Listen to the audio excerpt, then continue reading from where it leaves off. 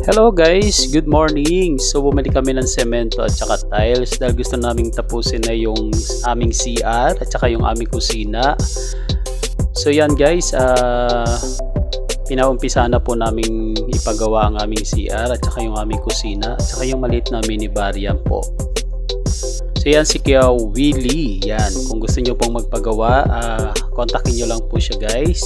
So ito yung kanyang labor, si Dennis. So yan po yung itsura ng aming CR guys, kaya gusto namin ipa-tiles na siya. So yan, nakakabit na yung ibang tiles. Okay, tuloy-tuloy lang po yung trabaho nila. So yan po, mahirap talaga magkabit ng tiles talaga pag tagilid, yan. Kasi babagsak, kaya talagang kailangan patuyuin pa guys.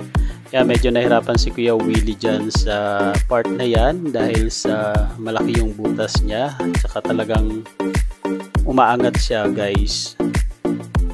So yan, tuloy-tuloy pa rin sa pagtatrabaho ang aming mga kasama. So yan guys, ayan si Mr. BJ, yan pang 4 days na namin guys. So ang ginawa namin nagtulong-tulong na lang kami guys para mabilis matapos dahil malapit na po yung okasyon namin, kaya pinipili talaga namin na matapos agad.